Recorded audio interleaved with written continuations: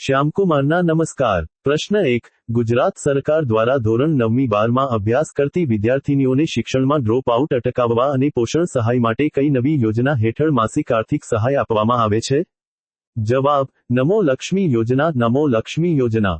પ્રશ્ન 2 રાષ્ટ્રીય કક્ષાએ શાળા શિક્ષણના અભ્યાસક્રમનું માળખું એનસીએફ તૈયાર કરવાની અને રાષ્ટ્રીય કક્ષાના પાઠ્યપુસ્તકો પ્રકાશિત કરવાની મુખ્ય જવાબદારી કઈ સંસ્થાની છે? જવાબ: NCERT national council of educational research and training, નવી દિલ્હી। પ્રશ્ન 3 શૈક્ષણિક આંકડાશાસ્ત્રમાં મધ્યવર્તી સ્થિતિના 3 માપો મધ્યક, મધ્યસ્થ અને બહુલક વચ્ચેનો કાલ્પનિક આંતરસંબંધ દર્શાવતું કાર્લ પિયર્સનનું આસન્ન સૂત્ર કયું છે?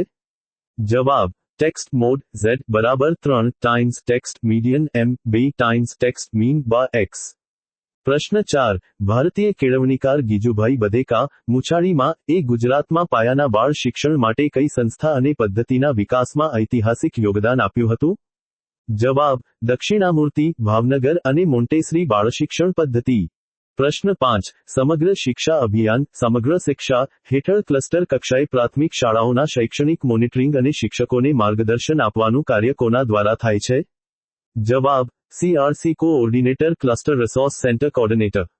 પ્રશ્ન 6 શિક્ષણમાં ICT ક્ષેત્રે સ્વયં પ્લેટફોર્મનું પૂરું નામ શું છે, જે ઓનલાઈન મફત ઉચ્ચ શિક્ષણ અને પ્રમાણપત્ર અભ્યાસક્રમો પૂરા પાડે છે? જવાબ: study webs of active learning four young aspiring minds.